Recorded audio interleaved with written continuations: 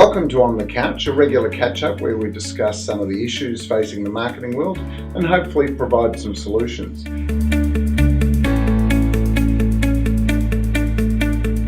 Today I'm joined by co-founder and CEO of Together Co, Simone Bartley.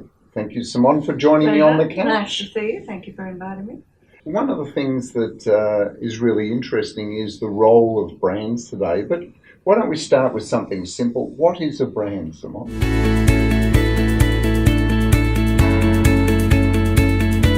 Okay, I wouldn't call that an easy question. No, it's not. It's a trick question, actually. It's a Darren special. Yeah.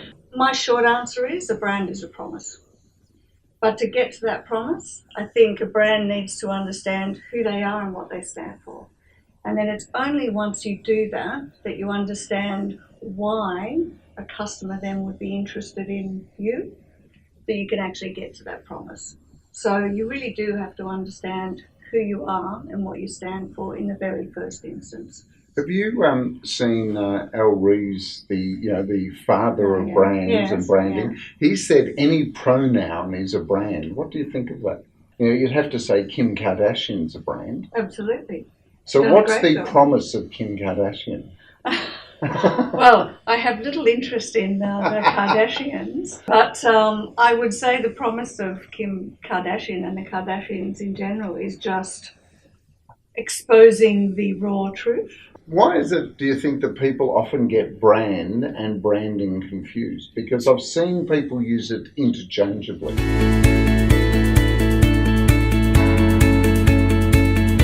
Yeah.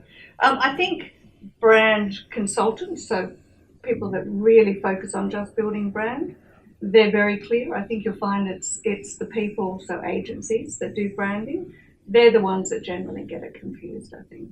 Yeah, because often you'll hear conversations or, when you talk to marketers, they'll often think that their logo type or their trademark is the brand, and the discussion is around how big it should be. I think your brand is made up of many parts. I think there's the brand story, which we talked about, which is who you are and what you stand for and what your promise to the market is. But I think there's also the key components around that and for the delivery of it through branding, which are going to be your identity, your full visual, verbal and behavioural language of that brand. Yeah, and the digital world has had this huge impact on brands. In fact, to the point that there are some people saying we shouldn't be focusing on building brands. What do you think?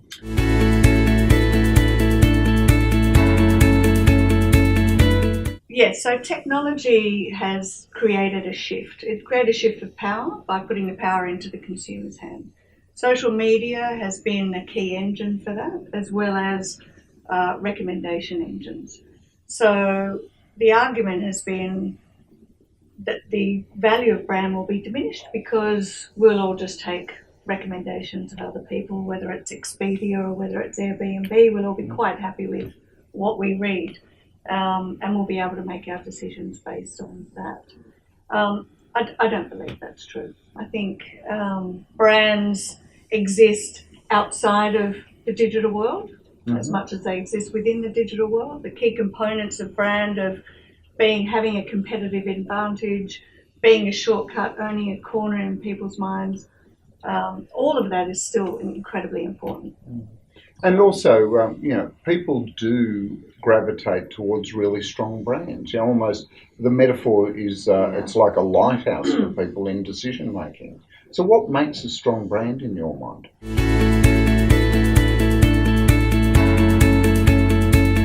I think the key components are, as I said, a well-articulated understanding of your brand and your brand story. That enables you, done well, to transcend business models. So it means that you can keep evolving or keep expanding your business, and there's some great examples of that. For example, IBM have reinvented themselves many times over. I think today, most great brands actually provide a utility. So they actually allow people to do something, to do it better, to do it easier. So your Googles, your Facebooks, your Amazons, big, powerful platforms that have a lot of utility in our lives. So, and even some old brands like the Disney company, it still has relevance, but they're constantly reinvented around the brand. So would be a good Exactly. example. Yeah, absolutely. So brand in a lot of organisations sits down in the marketing department, but where do you think responsibility for brand actually resides in an organisation?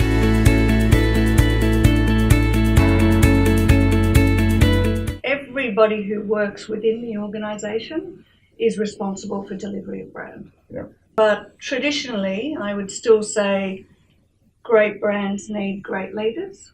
So if you look at Apple, Nike, Starbucks, they're all brands that have had great leaders that have been able to articulate the story really well and hold true to that story and yet continue to evolve and take the whole organisation with them. But everybody within the organisation is responsible for delivering a brand. So. Look, brand is such an intrinsic part of marketing and marketing communications. Thanks for sharing your thoughts. My pleasure. And thank you for joining us on the couch. Make sure you subscribe to our YouTube channel and stay tuned for more On the Couch coming soon. Thank you.